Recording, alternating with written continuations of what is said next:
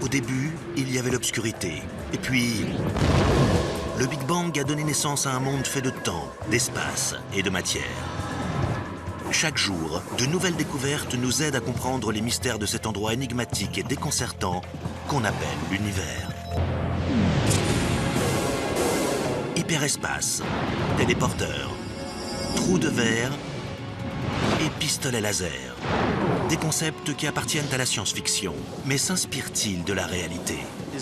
Sommes-nous seuls dans l'univers? La réponse est non. La nouvelle génération de physiciens travaille déjà pour réécrire les lois cosmiques. Je ne peux pas me limiter à la physique telle qu'on la connaît aujourd'hui. Et ce qui semblait encore futuriste il y a quelques dizaines d'années pourrait bien être plus proche que ce qu'on croit. Si on arrivait à s'approcher de la vitesse de la lumière, on pourrait faire un bond dans le futur. Départ aujourd'hui. Prochain arrêt demain. Explorons ensemble les mondes de la science-fiction et des faits scientifiques.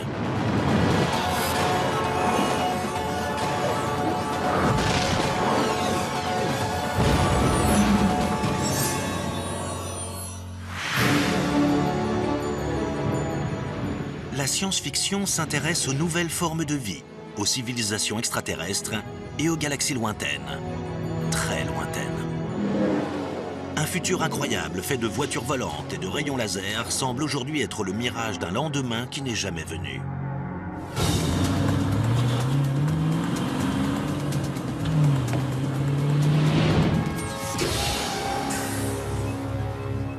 Des routes? Là où on veut aller, on aura toujours besoin de routes. Pourtant, il y a bien des technologies issues de la science-fiction qui pourraient arriver plus vite qu'on le croit.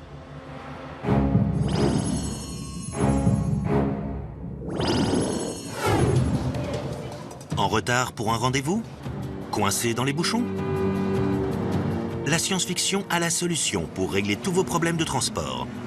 Il suffit de rayonner d'un point A à un point B. Le téléporteur de Star Trek est un rêve pour tous ceux qui prennent souvent l'avion. Mais quand on commence à réfléchir à la technologie nécessaire, on est vite intimidé.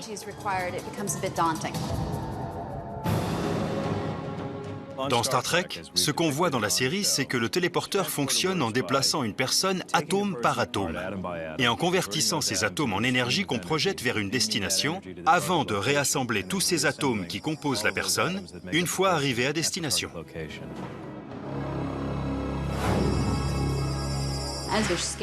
Quand ils scannent la personne, ils enregistrent tout. La position de tous les atomes et des électrons en orbite autour des atomes, la rotation de tous les électrons, la fonction d'onde de toute la structure moléculaire du corps, la vibration du corps, les mouvements. C'est une quantité incroyable de données. Et il faudrait réussir à scanner tout ça et à décomposer complètement le corps humain. La quantité d'énergie nécessaire pour transformer un humain en énergie pure serait bien supérieure à toutes les armes nucléaires les plus puissantes que l'homme a jamais inventées. Ce serait un processus destructeur. Transformer quelqu'un de ma taille en énergie pure équivaudrait à utiliser 41 fois l'énergie dégagée par la plus puissante des armes nucléaires jamais créées par l'homme. Si vous voulez me téléporter, il faudra d'abord se demander...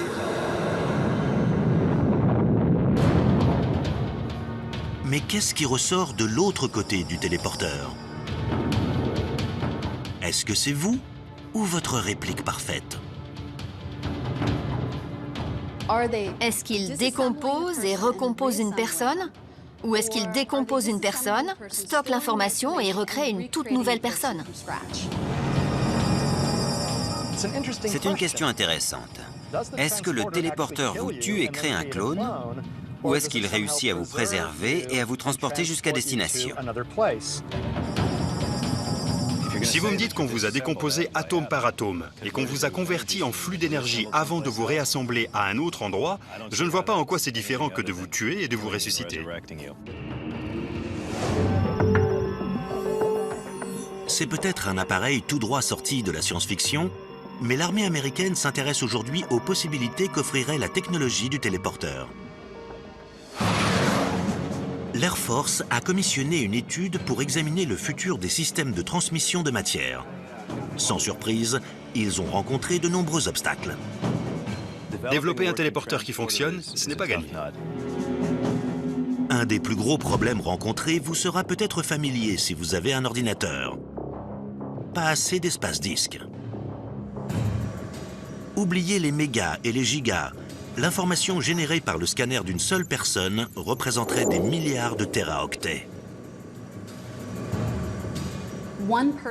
Une seule personne nécessiterait suffisamment de disques durs pour remplir 500 millions d'Empire State Buildings. L'autre question, c'est de savoir si le fait de stocker les données d'une personne implique de la téléporter immédiatement. Que se passerait-il si on voulait la dématérialiser, stocker l'information et la conserver pendant 50, 100 ou 5000 ans? Du point de vue de cette personne, ce serait un voyage dans le temps. Si les améliorations en termes de stockage de données continuent au rythme actuel, on pourrait imaginer l'existence d'un disque dur suffisamment grand pour satisfaire la demande d'ici 2 à 300 ans. Une des dernières barrières à la construction d'un téléporteur de matière est une propriété fondamentale de la physique quantique, connue sous le nom du principe d'incertitude de Heisenberg. Après la diffusion des premiers épisodes de Star Trek, beaucoup de physiciens ont remis en question la technologie du téléporteur. Un des plus gros problèmes dont on a discuté concernait le fait qu'il est impossible de connaître avec précision la localisation et la quantité de mouvement d'un atome ou d'une particule subatomique. Plus on sait où se trouve quelque chose, moins on sait à quelle vitesse ça se déplace, et vice-versa. Si on prend en photo un carrousel, on peut tout de suite voir où ce manège se trouve par rapport à ce qui l'entoure. Mais tout ce qui se trouve sur le carrousel est un peu flou sur la photo. Quand on essaie de réassembler les petits morceaux qui composent une image quantique d'un capitaine Kirk tout juste dématérialisé, la dernière chose dont on veut entendre parler, c'est de l'incertitude quantique d'Heisenberg. Dans Star Trek, la nouvelle génération, un de nos conseillers techniques, Mike Okuda, a eu l'idée d'inventer un compensateur d'Heisenberg, c'est-à-dire un composant du téléporteur qui s'occupe de régler ce petit problème. Je me suis toujours dit que c'était une solution très maligne à l'un des plus grands obstacles à la construction d'un téléporteur. Le téléporteur tombait en panne de temps en temps et généralement ce n'était pas bon pour celui qui se faisait téléporter. Si certaines données étaient perdues pendant le voyage et que vous vous retrouviez sans yeux ou sans cerveau, ce serait vraiment catastrophique.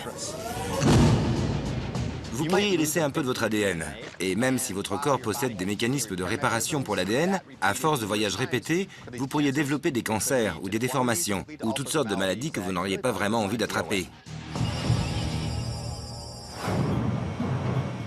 Des super-ordinateurs gigantesques, des compensateurs d'Heisenberg, des scanners quantiques. Tout ça appartient à la science-fiction. Alors comment faire de tout ça une réalité? Il faut se tourner vers le surnaturel. Einstein l'appelait l'action surnaturelle à distance. C'est l'univers bizarre de l'intrication quantique. En gros, deux particules peuvent interagir de manière à ce que, quand elles sont séparées, l'état de l'une affecte directement celui de l'autre. En utilisant cette propriété d'intrication, on peut manipuler une des deux pour influencer sur l'état de l'autre instantanément. C'est le truc le plus dingue qu'on trouve dans la mécanique quantique. Une information n'a aucun moyen de passer d'une particule à l'autre. Même en les séparant d'une grande distance, la vitesse de la lumière ne permettrait pas à l'information de passer d'un point à l'autre quand on effectue les mesures. Il doit y avoir environ 3 personnes capables de comprendre ce concept sur la planète. Et pour tous les autres, on n'a plus qu'à regarder les formules et se sentir mal. Les scientifiques ont déjà prévu de tester cette action surnaturelle d'intrication en transmettant une information entre le sol et l'orbite basse terrestre. Le premier téléporteur de l'histoire humaine. Cette technologie pourrait être utilisée dans le développement d'une nouvelle génération de superordinateurs. Des machines qui pourraient un jour être assez rapides pour réaliser les calculs complexes nécessaires pour construire un téléporteur plus sophistiqué. Je sauterais tout de suite dans un téléporteur si j'étais sûr de pouvoir rentrer chez moi après et voir ma famille. Ce serait un voyage incroyable.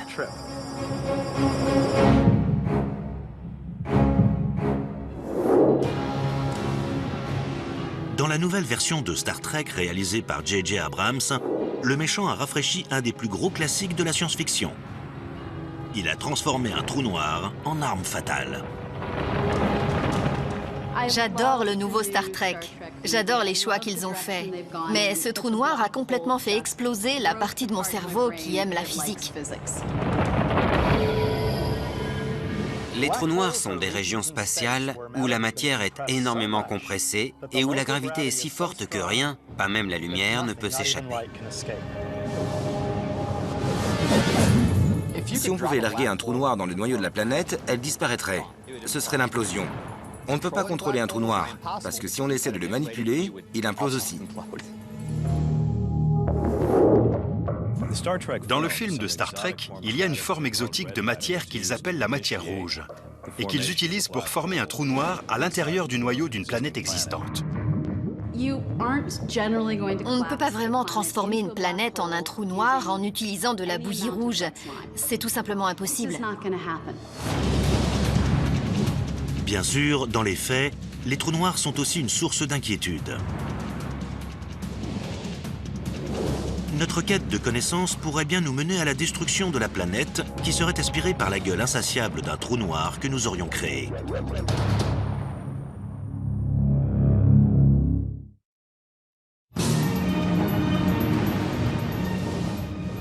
Dans la science-fiction, comme dans le premier Star Trek de J.J. Abrams, un trou noir au centre d'une planète peut causer la mort de 6 milliards de Vulcains à l'écran.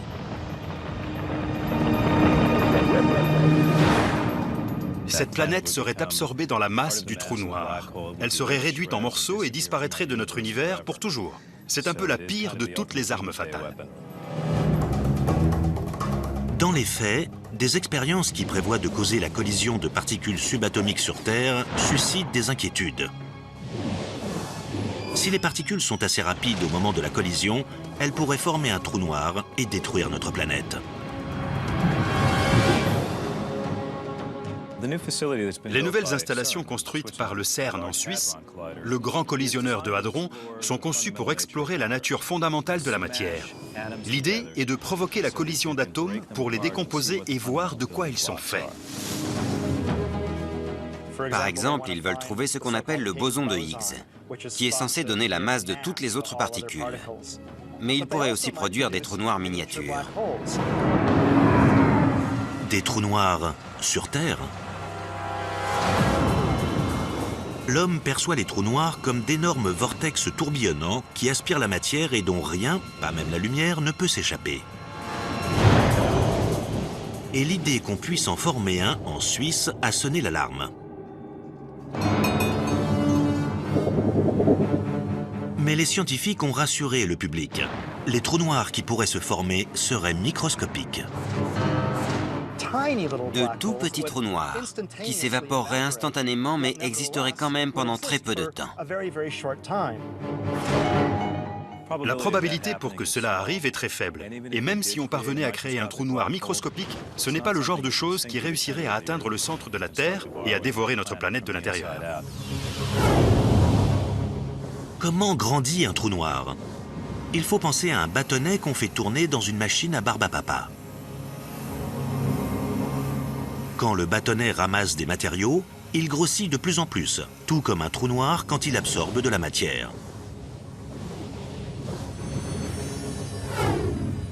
Mais qu'en est-il du trou noir microscopique? La première chose qui se passerait, c'est qu'il absorberait le bâtonnet très lentement. En fait, en un an, un tout petit trou noir microscopique énervé et affamé pourrait manger une centaine de protons. Et pendant qu'il avale le bâtonnet, le trou noir s'évapore plus vite qu'il n'absorbe les matériaux pour grossir, ce qui provoque sa disparition.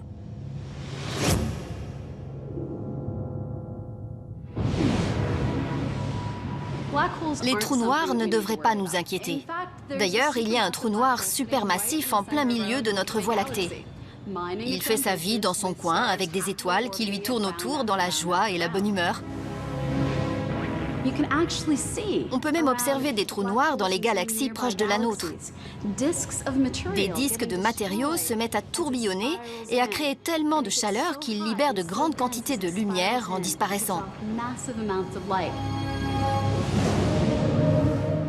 Si les auteurs tiennent vraiment à donner le mauvais rôle aux trous noirs, ils pourraient au moins le faire de manière exacte et précise. Un scénario intéressant qui n'est pas assez utilisé à mon goût serait celui d'un trou noir qui détruirait notre système solaire. Un petit trou noir pourrait très bien entrer en collision avec le système solaire. Et on ne s'en rendrait pas compte avant qu'il n'interagisse avec le nuage d'Oort, ce nuage de particules gelées d'où proviennent les comètes. Il pourrait très bien avoir une trajectoire de collision prête à détruire notre système solaire, et on ne s'en rendrait compte qu'à quelques années de l'apocalypse. La première chose qu'on verrait, ce serait le scintillement du nuage d'Oort chargé de particules à haute énergie, quand des petits bouts de glace commenceraient à être absorbés. Après, on remarquerait que les orbites externes du système solaire sont déformées et que leur déformation augmente en modifiant l'orbite de la Terre selon la position du trou noir. On pourrait aussi bien être attiré vers le Soleil qu'écarté du Soleil. Ça ferait qu'on mourrait soit à cause du feu, soit à cause de la glace. Mais bon, personnellement, je trouve que ni l'un ni l'autre n'est très sympa.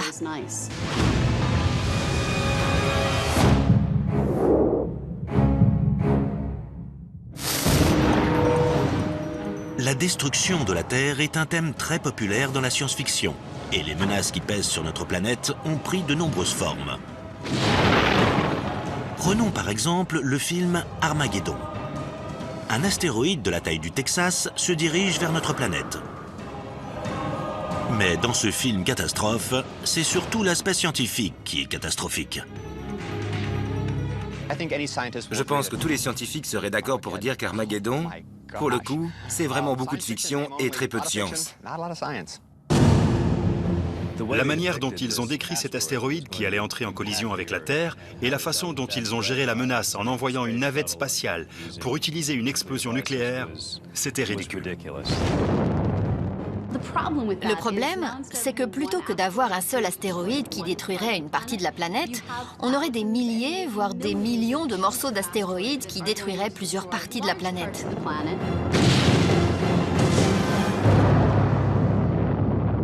Donc évitons d'exploser des astéroïdes. Il faut les déplacer, mais surtout pas les faire exploser. Mais si la Terre venait à rendre l'âme, où irait-on habiter ?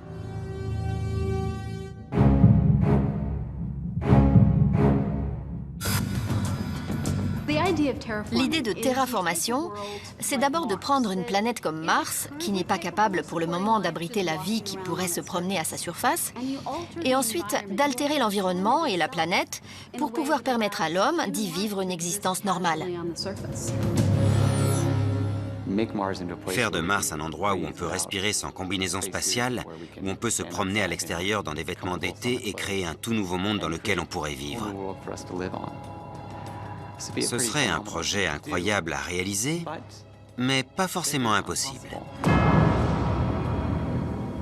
Une nouvelle planète dans notre système solaire qui pourrait servir de maison à des humains, au cas où la Terre serait trop usagée. Si la survie de notre espèce en dépendait, que faudrait-il faire pour transformer la planète rouge en planète bleue ?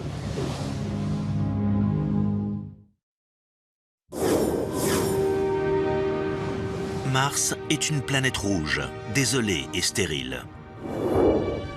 Des plaines glacées et des falaises abruptes, une couche de permafrost sous la surface, de gigantesques volcans et des lits de rivières secs qui témoignent du passé aquatique de la planète. Mars est très similaire à la Terre, et c'est pour ça que l'idée de sa terraformation est très présente dans la science-fiction. Mais pour que Mars vive et respire à nouveau, ce terrain vague glacé va devoir subir un énorme réchauffement climatique. L'ingrédient clé de la terraformation de Mars, c'est de sortir tout le dioxyde de carbone solide de la planète pour le mettre dans l'atmosphère. Ça créerait des pressions plus élevées, mais aussi un effet de serre et l'augmentation des températures. Ce serait déjà un grand pas pour rendre la planète habitable. Une des calottes polaires de Mars est principalement constituée de dioxyde de carbone gelé. Donc, si on pouvait réchauffer cette calotte polaire et libérer tout ce dioxyde de carbone dans l'atmosphère, on pourrait commencer à épaissir cette atmosphère et ce serait le premier pas vers la terraformation. On pourrait par exemple lancer tout un tas de satellites qui recueilleraient de l'énergie solaire et la dirigeraient vers Mars. Elle serait absorbée par la surface et provoquerait l'évaporation de ces glaces, ce qui les transformerait en gaz atmosphériques. On pourrait aussi mettre un tas de matière sombre dans les calottes polaires de Mars. Cette matière sombre absorberait le rayonnement solaire au lieu de le réfléchir, ce qui réchaufferait le matériau et ferait fondre les glaces qui se trouveraient en dessous avant de s'évaporer. Mais si on veut vraiment terraformer Mars, il y a un ingrédient qu'on ne peut pas laisser de côté. La Terre possède un champ magnétique assez puissant. C'est lui qui nous protège des vents solaires. Les particules chargées qui s'échappent du Soleil sont gardées à distance de la Terre, grâce au champ magnétique. Mars n'en a pas. Si on essayait de vivre à sa surface, on serait sans arrêt affecté par le rayonnement du Soleil. Les vacances sur Mars, c'est encore de la science-fiction. Mais l'humanité s'approche de plus en plus du jour où les navettes pourront quitter la Terre pour se promener dans le système solaire.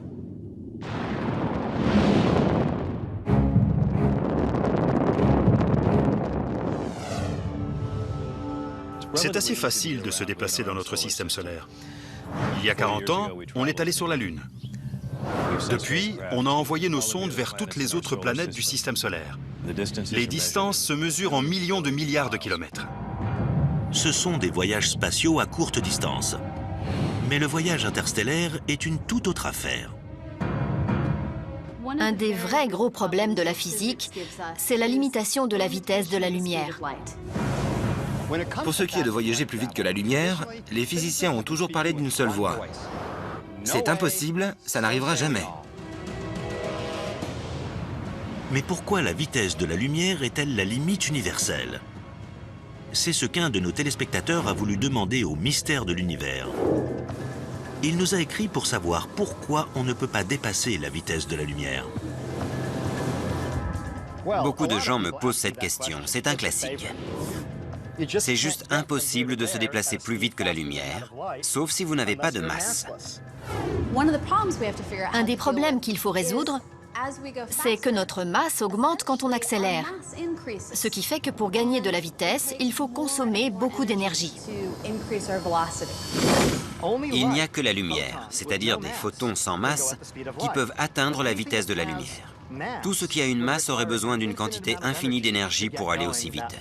C'est infaisable. Dans la science-fiction, ce n'est pas un problème. Il a suffi d'inventer quelques gadgets technologiques pour s'en charger.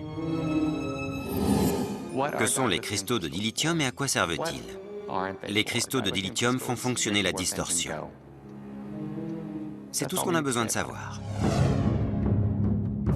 Il existe plusieurs noms pour ce type de technologie. Hyperespace, vitesse supraliminique, porte des étoiles. De plus en plus de scientifiques qui ont grandi en regardant leurs héros filer à travers la galaxie s'intéressent à la possibilité de voyager plus vite que la lumière. Un scientifique du nom de Miguel Alcubierre a inventé la notion théorique de la distorsion qui nécessiterait que l'espace derrière le vaisseau spatial soit étiré et que l'espace à l'avant soit contracté. Et nulle part dans la physique, ou dans la théorie d'Einstein, ou de quelqu'un d'autre, il n'est écrit que l'espace lui-même ne peut être étiré ou comprimé plus rapidement que la vitesse de la lumière. En fait, quand on y pense, c'est exactement ce qu'il s'est passé à la naissance de l'univers. L'espace s'est étendu bien plus rapidement que la vitesse de la lumière dans les microsecondes qui ont suivi le Big Bang, ce qui a créé l'univers tel qu'on le connaît aujourd'hui. Donc, si on avait assez d'énergie, on pourrait considérablement étendre l'espace derrière nous à 100 fois la vitesse de la lumière et contracter l'espace devant nous à 100 fois la vitesse de la lumière, ce qui aurait pour effet de nous faire bouger à 100 fois la vitesse de la lumière, même si dans notre petite bulle d'espace, on ne la dépasserait jamais. Si jamais un astronaute veut se rendre rapidement quelque part, les options sont assez limitées. La plupart des navettes utilisent aujourd'hui du carburant liquide ou solide. La navette spatiale utilise des propulseurs à poudre, qui ressemblent un peu à des fusées. Une fois allumés, ils sont partis. On a aussi des fusées chimiques, qui utilisent de l'hydrogène et de l'oxygène liquide. Il suffit de les mélanger et on obtient énormément d'énergie. L'effet secondaire, c'est qu'on obtient aussi de l'eau et de la chaleur. Aujourd'hui, la dernière génération de sondes spatiales utilise une toute nouvelle technologie, tout droit sortie des pages de romans classiques de science-fiction. Le moteur ionique. En gros, on prend des atomes, on enlève quelques électrons et on obtient une particule chargée. Ensuite, on l'accélère à l'aide d'un champ magnétique et on rejette ces particules à haute vitesse sur un côté de l'appareil. La différence entre ce moteur et le moteur chimique, c'est qu'avec un moteur ionique, il y a très peu de poussée. Un moteur ionique génère la même quantité de poussée que le poids d'une feuille de papier. Mais il le fait pendant des mois sans s'arrêter, en accélérant progressivement jusqu'à atteindre des vitesses assez élevées. La sonde spatiale Dawn de la NASA utilise l'énergie ionique pour s'approcher doucement de Vesta et Cérès, deux des objets les plus larges de la ceinture d'astéroïdes.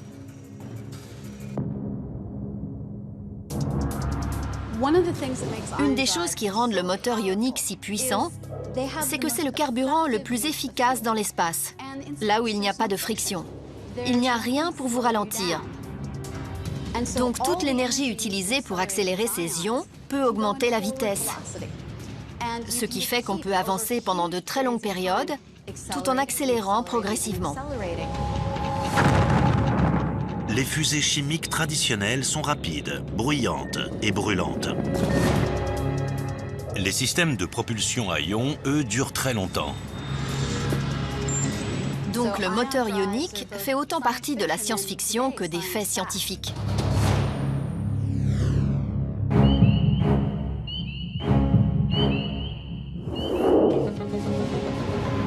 Entre les sondes spatiales qui sortent de notre système solaire et les ondes radio et télé qui nous ont déjà quittés depuis longtemps, l'homme annonce sa présence dans l'univers. On a envoyé des missions avec des enregistrements de sons de rire ou de battements du cœur, avec des schémas de l'homme et de la femme. Ce sont des ambassadeurs physiques qu'on a envoyés dans les étoiles. Carl Sagan a posé cette question il y a quelques années. Qui parle au nom de la Terre? Au fond, je crois qu'on parle tous au nom de la Terre. Et j'aurais bien aimé qu'on fasse un peu plus attention et qu'on réfléchisse un peu plus au genre de messages et d'idées qu'on envoie dans l'espace avec nos programmes radio et télé. Jusqu'ici, nos communications sont restées sans réponse. Mais si ce n'était pas toujours le cas? La science-fiction est pleine d'histoires sur ce qui arrivera quand les extraterrestres seront parmi nous. Je suis sûr qu'on trouvera de la vie dans l'espace. Et si ça arrivait, aurions-nous une chance? Ou sommes-nous destinés à être exterminés par une intelligence extraterrestre avancée?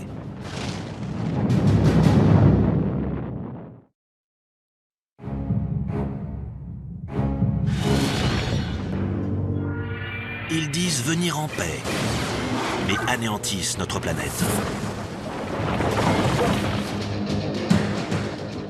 Depuis les tout premiers écrits de science-fiction, certains thèmes sont très récurrents, mais peut-être jamais autant que celui-ci. Les invasions extraterrestres. Des hordes d'aliens qui débarquent sur Terre et qui sèment le chaos, D'un point de vue narratif, c'est beaucoup plus intéressant que des gentils aliens qui arrivent et qui règlent tous nos problèmes. Je pense que tout a commencé avec La Guerre des mondes d'H.G. Wells, un roman qu'il a écrit comme une critique de la colonisation britannique de l'époque. Le film District 9 s'intéresse au fait que l'humanité est par nature méfiante, voire raciste de bien des manières à l'encontre des choses qu'elle ne comprend pas. Et dans le cas des extraterrestres, il n'y a rien qu'on ne comprend moins que la vie sur les autres planètes.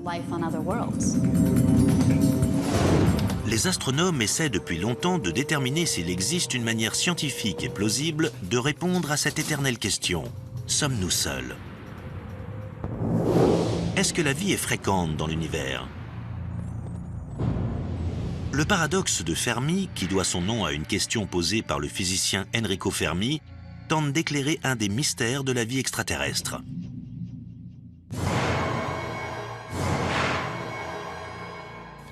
Si des formes de vie intelligente existent partout dans l'univers, alors où sont-elles? Si elles ne sont pas ici, elles ne sont sûrement nulle part.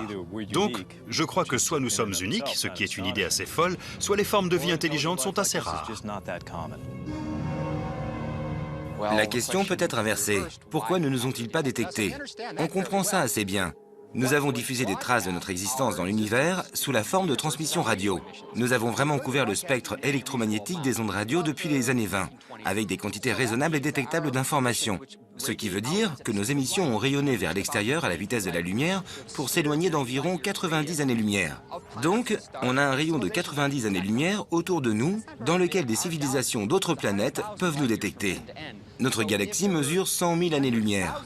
Donc s'il y avait des centaines, voire des milliers de civilisations là-haut, peut-être que seuls une ou deux ont réussi à nous détecter. Et ils n'ont même pas encore eu le temps de répondre au message. Un autre problème possible, la perte du signal.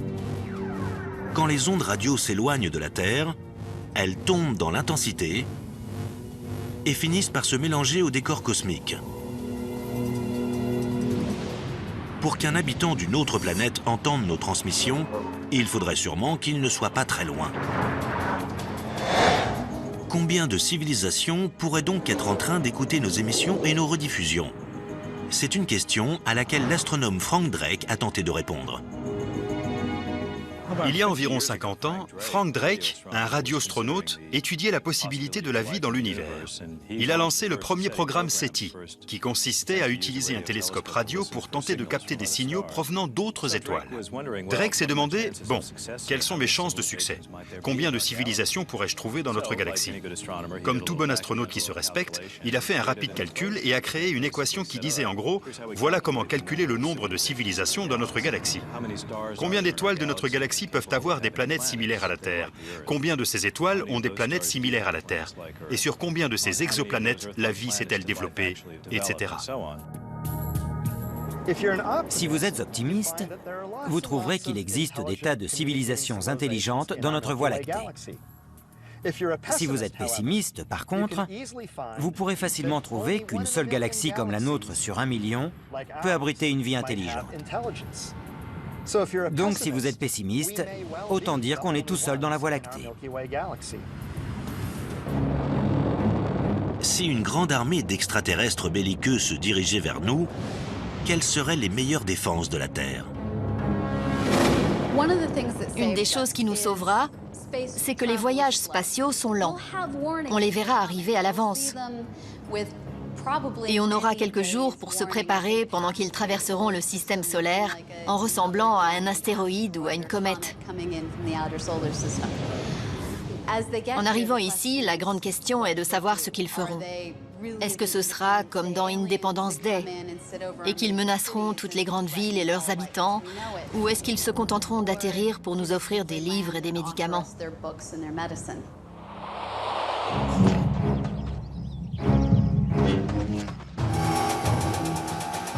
Si jamais ça tournait mal, peut-être qu'on pourrait sauver la Terre en utilisant des armes de science-fiction.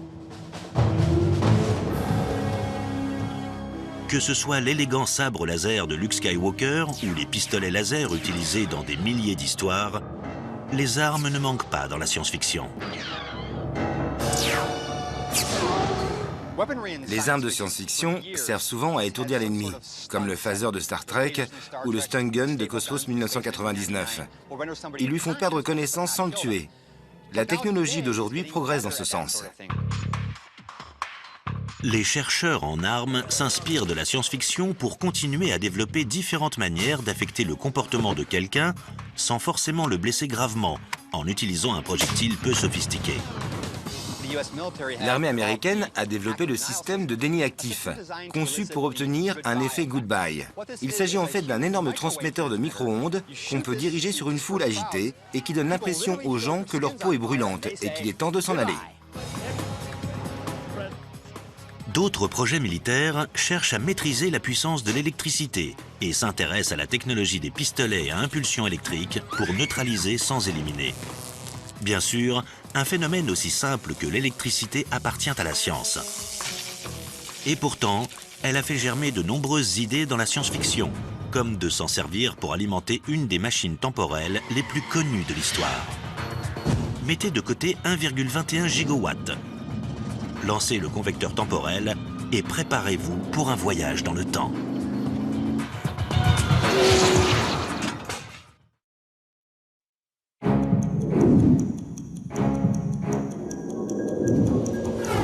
Le voyage temporel. C'est vraiment possible, selon deux des plus grands esprits scientifiques du XXe siècle. Albert Einstein, dont les célèbres équations n'ont jamais écarté la possibilité des voyages dans le temps, et le docteur Emmett Brown, inventeur du convecteur temporel. La différence entre les deux? La machine d'Einstein ne va que dans une direction et s'appuie sur des tas de preuves scientifiques. On sait grâce à la relativité restreinte et à la relativité générale que les voyages dans le temps sont tout à fait possibles, c'est notre futur. Si on se déplaçait à la vitesse de la lumière et qu'on rentrait chez nous ensuite, on se rendrait compte que les gens sur Terre ont vieilli beaucoup plus vite que nous. La relativité permet les voyages temporels. Buck Rogers, au XXVe siècle, l'avait compris. Andromède l'avait compris.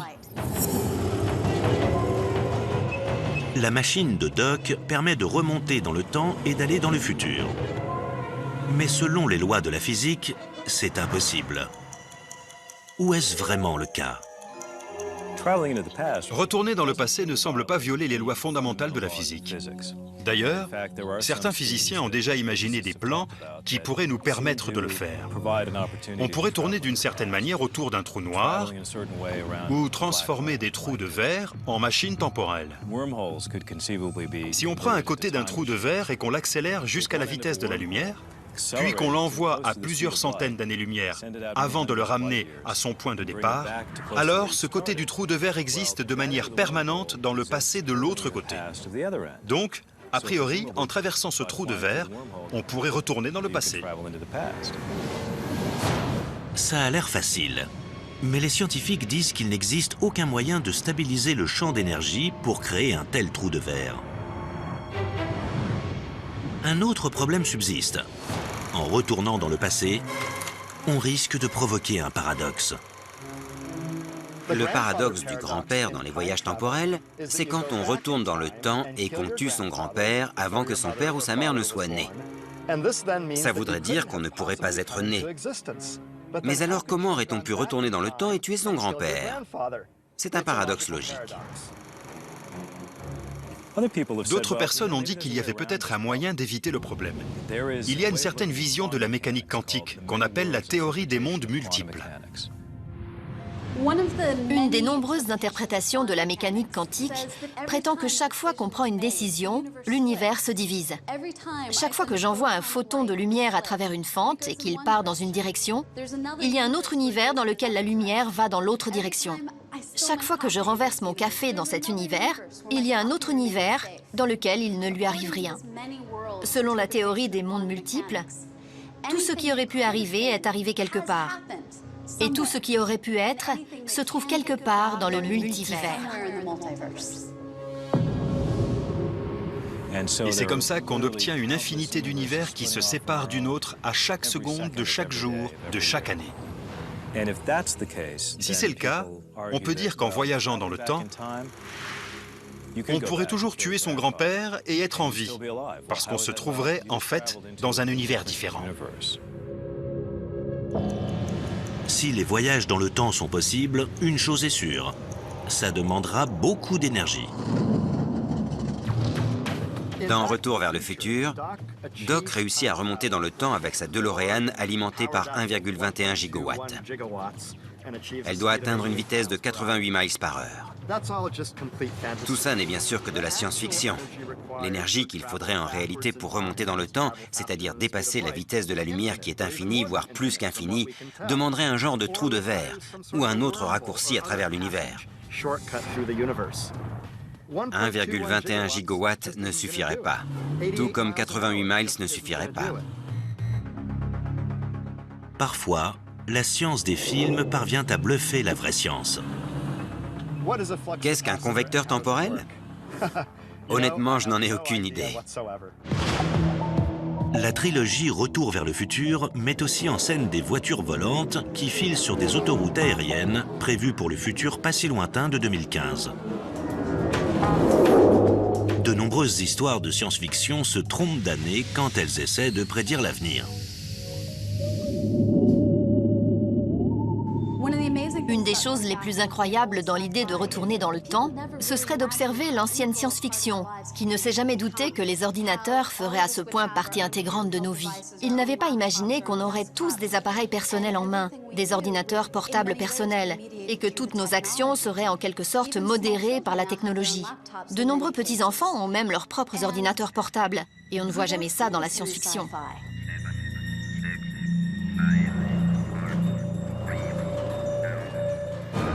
D'une certaine manière, les frontières entre les univers de la science et de la science-fiction deviennent de plus en plus floues avec le temps. Après tout, Kirk et Spock ne sont pas les seuls à avoir des appareils de télécommunication de poche qui permettent de parler à n'importe qui sur la planète. Bormanis à Grazier, Bormanis à Grazier, vous pouvez entrer. Pour ce qui est des technologies de communication... Excusez-moi. Pas maintenant, André, je suis occupé. La communication est un domaine dans lequel la science a dépassé la fiction. Les téléphones à clapet qui s'ouvrent comme le commutateur original possèdent en fait plus d'options que lui. Vous avez déjà vu Monsieur Spock jouer à Tetris? Vous avez déjà vu le capitaine Kirk s'interrompre à cause d'un texto? Non. La science a dépassé la science-fiction. Ce qui semblait miraculeux il y a 40 ans se trouve dans toutes nos poches aujourd'hui. La science-fiction, c'est le côté rêveur de la science, c'est l'imagination. Mais la science ne pourrait pas exister sans imagination. Elle a besoin d'inspiration, elle a besoin de ces moments de eureka. Et je crois que la science-fiction contribue à créer ces moments pour les scientifiques. À chaque décennie, des créateurs d'histoires incroyables et futuristes repoussent les limites de l'imagination. C'est parce que l'homme se posera toujours des questions sur ses lendemains, même après qu'ils soient arrivés. C'est un paradoxe qui convient parfaitement aux univers mêlés de la science-fiction et des faits scientifiques.